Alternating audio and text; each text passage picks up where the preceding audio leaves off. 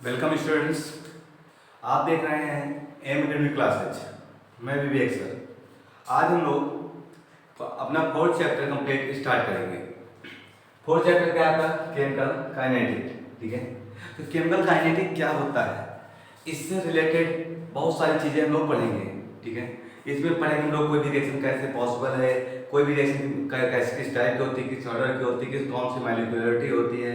ठीक है, ये सब डिस्कस करेंगे हम लोग केमिकल काइनेटिक चैप्टर में। तो स्टार्ट करते हैं। सबसे पहला अपना टॉपिक है बच्चों रेट ऑफ रिएक्शन। क्या है? Rate of reaction. अगर आपको रेट ऑफ रिएक्शन बच्चों समझना है, ठीक है, तो सबसे पहले आपको इसको फार्मूला समझना होगा।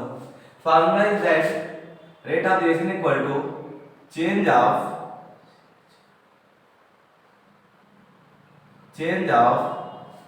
concentration of reactant or product upon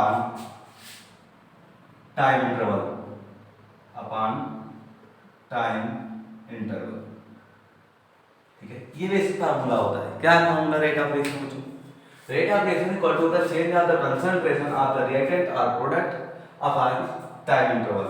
ठीक है, अगर आपको इसकी डेफिनेशन लिखनी है तो समझो कैसे लिखें डेफिनेशन। अगर हम टाइम इंटरवल कंसीडर कर ले 1 सेकंड है, ठीक है, ठीक है, तो कैसे डेफिनेशन लिखेंगे? अगर हम टाइम इंटरवल 1 सेकंड कंसीडर कर लें तो ये आपकी वैल्यू कंसीडर डिवाइडेड बाय 1 हो जाएगी। दैट मींस आपको वैल्यू मिलेगी rate of reaction equal to change of the concentration of the reactant और प्रोडक्ट। तो डेफिनेशन लिखेंगे within 1 second the change of the concentration of reactant or product is equal to the rate of the reaction। ठीक है, क्या लिखेंगे? within 1 second change of the concentration of reactant or product is equal to the rate of the reaction। ठीक है, clear हो गया? फिर ये दूसरा हम लोग लिख सकते हैं rate of the change of. दूसरी डेफिनेशन क्या लिख सकते हैं हम लोग? Rate of change of concentration of reactant or product is called rate of reaction। ये डेफिनेशन आप ऐसे लिख सकते हैं। ठीक है, क्लियर हो गया? दूसरी डेफिनेशन अगर और क्या आप लिखना चाहें तो हमने आपको क्या बताया? Within 1 second the change of the concentration of the reactant और product is equal to the rate of the reaction. ठीक है, लिखेंगे in unit time.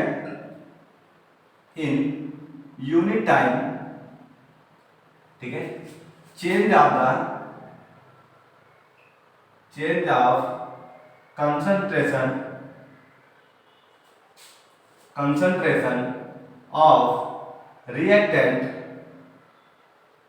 or product is called rate of reaction। Clear हो गया? ये definition आप अंदर नहीं कर सकते रेट ऑफ रिएक्शन की। क्लियर हो? अब यहाँ रखो बच्चों, दो चीजें हैं आपके पास, एक है reactant, second is the product. तो आपको सबसे पहले you know that what is the reactant and what is the product. Simply like example we write as chemical equation a plus b gives c plus d, in which a plus b react each other and generate c plus d। This substance a plus b, these substance are called reactant। ठीक है, that substance which are produced is called product। clear? means ऐसे substance जो react करके नए product generate करते हैं उन substance को हम लोग रिएक्टेंट, और जो नए सब्सटेंस जनरेट होते हैं उनको हम लोग क्या बोलते हैं? प्रोडक्ट कहते हैं। That is clear? ओके, तो आप समझो, जो जितना कंसंट्रेशन ऑफ रिएक्टेंट के कंसंट्रेशन कंटीन्यूअस डिक्रीज होता है और प्रोडक्ट का कंसंट्रेशन कंटीन्यूअस इंक्रीज होता है। ओके, क्या होता है? Concentration of reactant always decrease but concentration of the product always increase। Okay, अब समझो आप लोग, अगर हम लोग टाइम इंटरवल समझो किसी भी अगर हम कहते हैं किसी भी रिएक्शन का टाइम इंटरवल क्या है, कहते हैं टाइम इंटरवल बड़ा है, ठीक है, टाइम पीरियड ज्यादा है, मैक्सिमम है, टाइम पीरियड मैक्सिमम है, that means rate of reaction क्या होगी, स्लो होगी, ठीक है। अगर टाइम पीरियड या टाइम इंटरवल क्या है, मिनिमम है, तो रेट ऑफ रिएक्शन क्या होगा, मैक्सिमम होगा। क्यों? क्योंकि in this formula we can easily see that rate of reaction is indirectly proportional to the time interval, okay, with the respect of change of the concentration of reactant of product, ठीक है। Means फिर समझो, अगर rate of reaction high है that means उसका time interval क्या होगा, बहुत मिनिमम टाइम्स होगा, ठीक है, मिनिमम टाइम में रिएक्शन आगे प्रोडक्ट जनरेट हो रहा है। लेकिन अगर आपका रेट ऑफ रिएक्शन हाई है, sorry rate of reaction minimum है, तो इसका मींस क्या हुआ, टाइम इंटरवल कहीं ना कहीं आपका हाई है, ओके, क्लियर हो गया ये चीज। अब आगे हम लोग डिस्कस करेंगे इसके, तो हमने आपको बताया अभी कंटीन्यूअस क्या बताया कि रिएक्टेंट की जो कंसंट्रेशन होती है वो कंटीन्यूअस डिक्रीज करती है, ठीक है, जो प्रोडक्ट होता है उससे कंटीन्यूअस क्या करती है, इंक्रीज करती है, ओके। तो अज्यूम कर ले हम लोगों, हमने अज्यूम कर लिया यही से अज्यूम कर लो a plus b gives c plus d, ठीक है। अब सुनो, अब आप लोग समझ सकते हैं कि किसकी डिक्रीज करेगी किसकी इंक्रीज करेगी, रिएक्टेंट की डिक्रीज करेगी और प्रोडक्ट की इंक्रीज करेगी। तो डिक्रीज कंसंट्रेशन का डिक्रीज करना दैट मींस माइनस सिंबल लगेगा, और कंसंट्रेशन इंक्रीज होती है दैट मींस प्लस सिंबल लगेगा, ठीक है।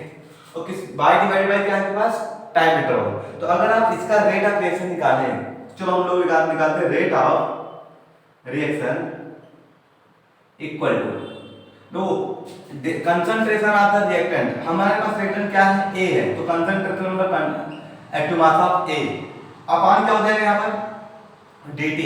तो वो ये इसके आगे हम लोग क्या सिंबल लगाएंगे, नेगेटिव का, माइनस का।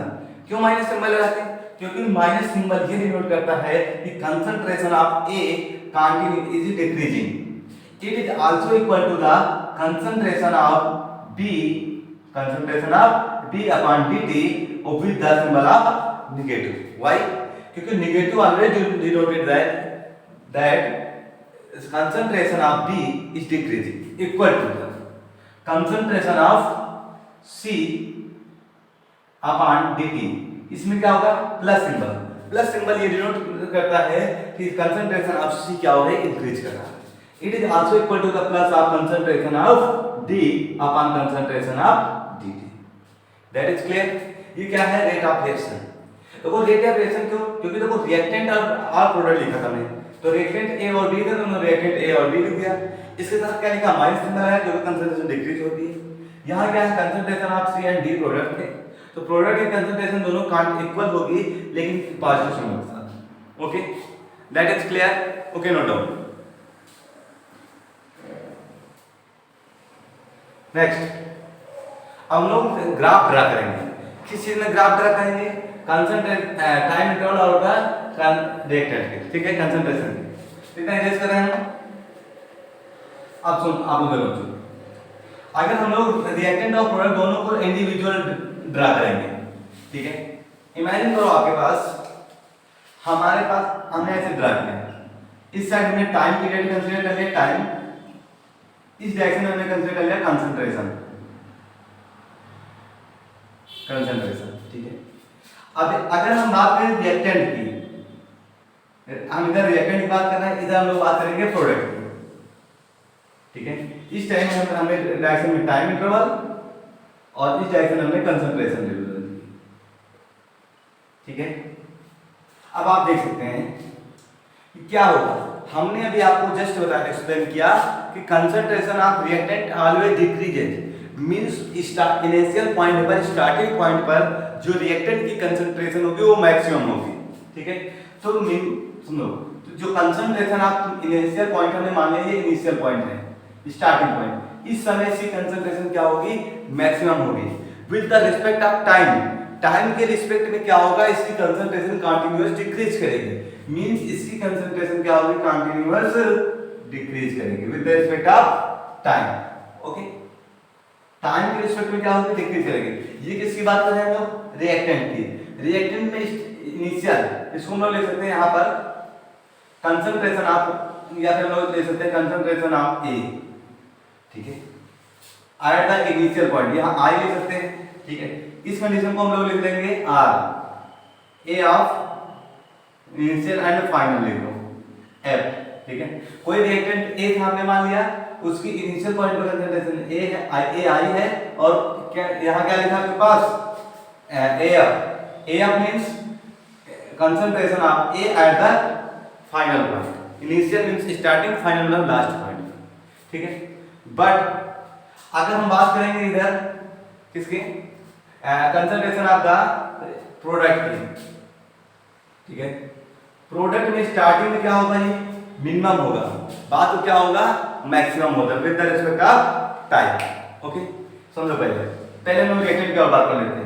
अगर यहां से आपको रेट ऑफ रिएक्शन निकालना हो तो रेट ऑफ रिएक्शन क्या मिलेगा आपको, क्या फार्मूला होता है, change of the concentration of the reactant, तो इनिशियल माइनस फाइनल, ठीक है, नहीं करेंगे बल्कि फाइनल माइनस इनिशियल करेंगे, तो तभी देखो वैल्यू निगेटिव आएगी। Concentration of A at the final minus concentration of A at the initial point upon D D. इसको आप शॉर्ट में ले सकते हैं D of A upon D T, इसी को हम लोग ऐसे लिख लेते हैं, ओके। समझ में आ गया, ओके। तो इसके आगे हम लोग बात करते हैं प्रोडक्ट की, ओके। इसके आगे हम लोग बात करते हैं प्रोडक्ट की। जब कोई भी रिएक्टेंट समझ लो, जैसे मान लो हमारे पास ए था रिएक्टेंट, ए से क्या जनरेट हो रहा था बी, ठीक है।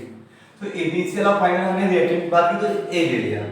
अब क्या प्रोडक्ट आपके पास बी है, बी की इनिशियल पॉइंट में जो कंडीशन होगी यहाँ पर हमने कंसीडर जीरो होगी, क्योंकि स्टार्टिंग में कोई भी प्रोडक्ट हमारे पास जनरेट नहीं हो रहा था, means concentration of product is always zero, okay. जैसे ही टाइम इंक्रीमेंट हुआ और रिएक्टेंट से कुछ ना कुछ क्या कह सकते हैं, कंसंट्रेशन कह सकते हैं डिक्रीज हुआ, तो इन the same way concentration of reactant will be increase, ठीक है, ऐसे।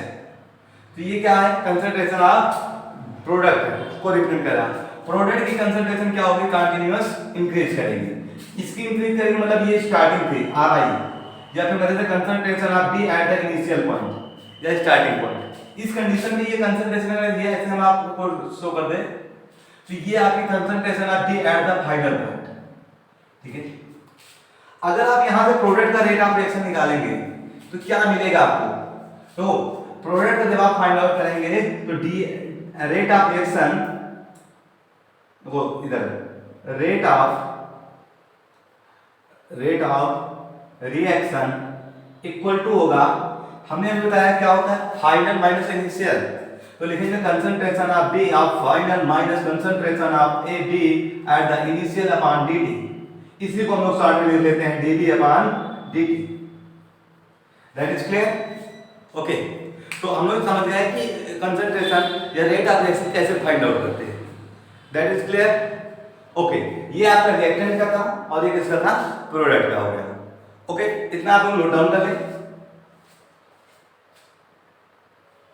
अब हम लोग बात करेंगे इसके आगे यूनिट की, इरेज कर रहे हैं हम लोग। इसके आगे हम लोग बात करेंगे यूनिट आता unit of rate of reaction, ठीक है। रेट ऑफ रिएक्शन की यूनिट क्या होती है, अभी हमने आपको एक फार्मूला बताया था रेट ऑफ रिएक्शन का, चेंज ऑफ कंसंट्रेशन, तो ऊपर क्या होगा कंसंट्रेशन, अब नीचे क्या होता है टाइम पर यूनिट सेकंड, तो यूनिट क्या होगा कंसंट्रेशन पर सेकंड, क्या यूनिट हो गई कंसंट्रेशन पर सेकंड।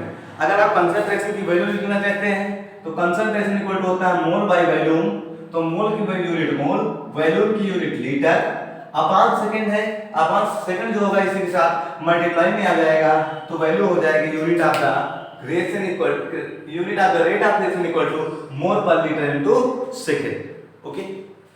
क्लियर हो गया यहां तक, एनी प्रॉब्लम। अब इसके आगे हम बात करेंगे फैक्टर्स, ठीक है, factor that affecting the rate of reaction, okay. लिखेंगे हम लोग factors that affecting rate of reaction means कौन कौन से फैक्टर हैं जो रेट ऑफ रिएक्शन को अफेक्ट करते हैं। अफेक्ट मतलब कर सकते हैं इंक्रीज करना या डिक्रीज करना।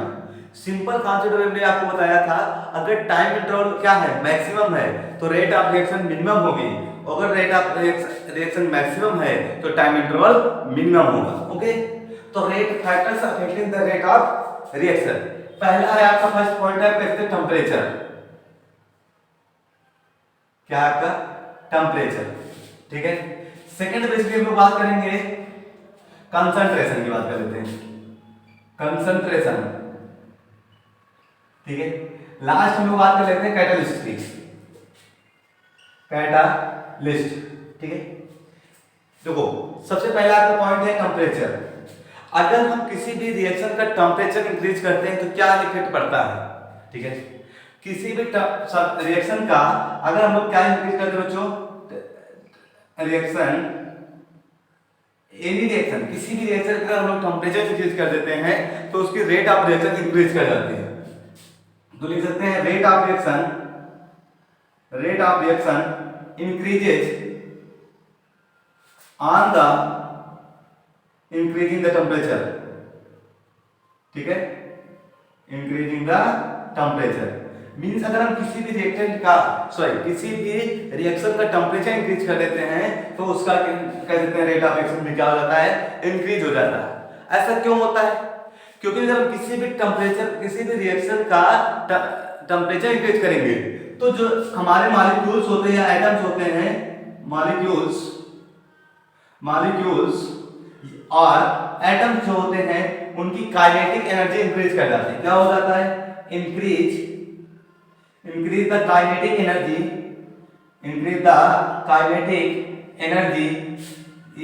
एनर्जी सो इट्स समझो, अगर काइनेटिक एनर्जी इंक्रीज हो गई तो अफेक्टिव कोलिजन क्या हो जाएगा, इंक्रीज कर जाएगा। मींस जो मॉलिक्यूल से एटम एक दूसरे से कोलिजन करते थे उसकी नंबर ऑफ अफेक्टिव कोलिजन्स क्या हो जाएगी, इंक्रीज कर जाएगी। और अगर अफेक्टिव कोलिजन इंक्रीज हो गया तो दैट मींस क्या होगा, उसका क्या कहते हैं रेट ऑफ रिएक्शन क्या हो जाएगा, इंक्रीज हो जाएगा। Okay, note down.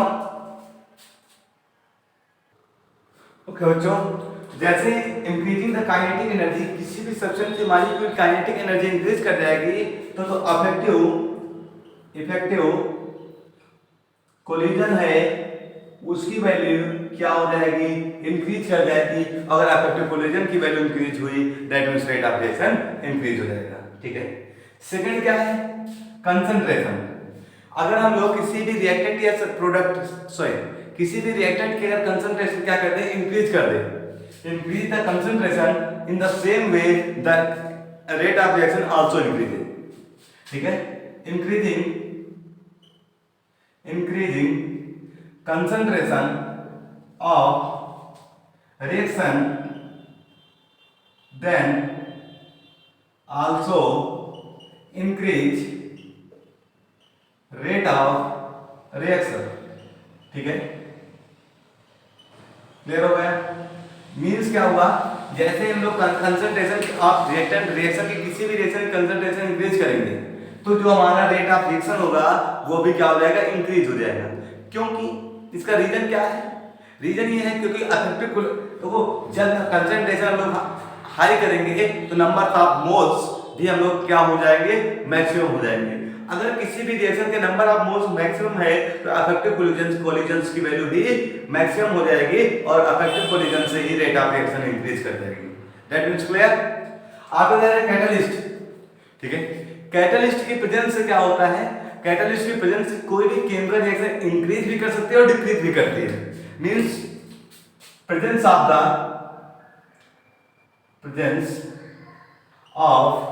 Catalyst rate of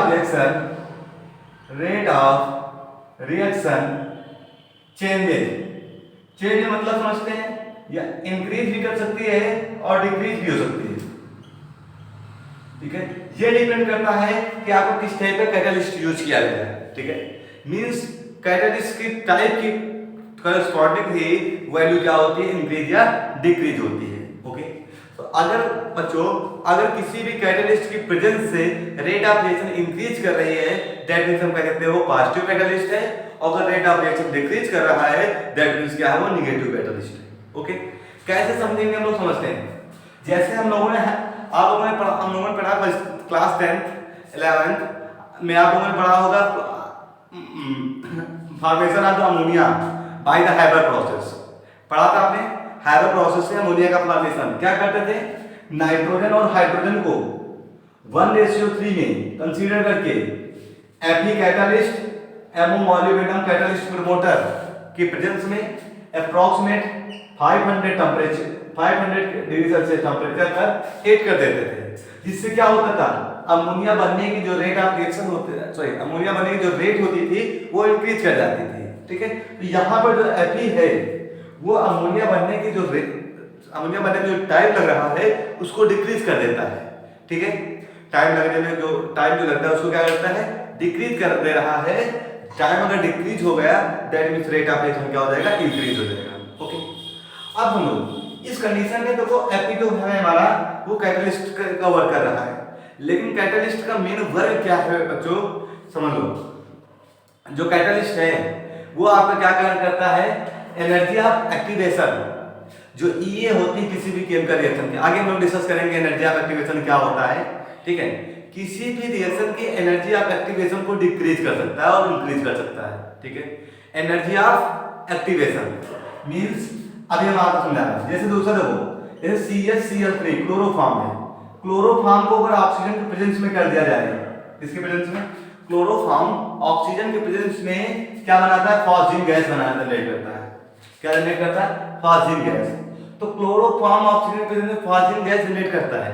इस प्रोसेस को रोकने के लिए क्या करते हैं, इसमें एथिल अल्कोहल मिक्स कर देते हैं। क्या मिक्स करते हैं, C2H5OH मिक्स कर देते हैं, जो निगेटिव कैटालिस्ट का वर्क करता है। और निगेटिव कैटालिस्ट क्या करता है, रेट ऑफ रिएक्शन को क्या कर देता है, डिक्रीज कर देता है, मींस एनर्जी ऑफ एक्टिवेशन को हाई कर देता है। ओके, क्लियर हो गया। अब समझ लो क्या होता है एनर्जी ऑफ एक्टिवेशन, 1 मिनट के लिए समझ लेते हैं लोग। मान लेते हैं लोग अगर कोई भी ऐसे इस टाइम में ये इतना मैक्सिमम है इसका एनर्जी ऑफ एक्टिवेशन है किसी भी रिएक्शन का, मींस इतनी एनर्जी आपको रिक्वायरमेंट होती है किसी मिनिमम, मान लो किसी भी रिएक्शन को स्टार्ट होने के लिए मिनिमम इतनी एनर्जी चाहिए। ठीक है, ये कर्व जो है आपका विदाउट कैटालिस्ट है, विदाउट कैटालिस्ट है। ठीक है, लेकिन जैसे ही हम लोग कैटालिस्ट की प्रेजेंस कर देते हैं, मान लिया अब ये पॉइंट घटे कहां जाता है, यहां पर मैं कंसीडर कर लिया, यहां से स्टार्ट होकर ऐसे आ जाता है, रेट ऑफ रिएक्शन स्टार्ट क्या कर देता है, ये एनर्जी ऑफ एक्टिवेशन को क्या कर देता है, डिक्रीज कर देता है। अगर एनर्जी ऑफ एक्टिवेशन मींस क्या हुआ, वह मिनिमम एनर्जी जो किसी भी रिएक्शन को स्टार्ट होने के लिए इंपॉर्टेंट होती है या नेसेसरी होती है, उसको हम लोग एनर्जी ऑफ एक्टिवेशन कहते हैं। मान लो हमने किसी भी हमने इमेजिन कर लिया पहले 100 जूल की रिक्वायरमेंट थी, अब हमारे पास 100 जूल एनर्जी नहीं थी, तो energy rate of reaction increase नहीं होगा, मतलब कोई भी रिएक्शन नहीं होगी। तो कैटालिस्ट की प्रेजेंस से क्या हो जाएगा, हमने कंसीडर कर लिया 60 आएगा, 60 जूल एनर्जी होगी। तो क्या किया इसने, जो कैटालिस्ट की प्रेजेंस हुई तो कैटालिस्ट की प्रेजेंस से rate of energy of activation decrease हो गई। एनर्जी ऑफ एक्टिवेशन डिक्रीज हुआ तो हमारे पास मान लो 170 डिग्री सेल्सियस 70 जूल एनर्जी थी, तो अब ये क्या हो जाएगा, एनर्जी स्टार्ट हो जाएगी, रेट ऑफ रिएक्शन इंक्रीज हो जाएगा। तो ये कौन सा कर रहा है, विद कैटालिस्ट। क्लियर हो गया सभी को, ओके, नोट डाउन। ओके, चलो आज की क्लास में एक और करते हैं। ओके, जिन लोगों ने अभी तक चैनल को सब्सक्राइब नहीं किया है प्लीज चैनल को सब्सक्राइब कर लें।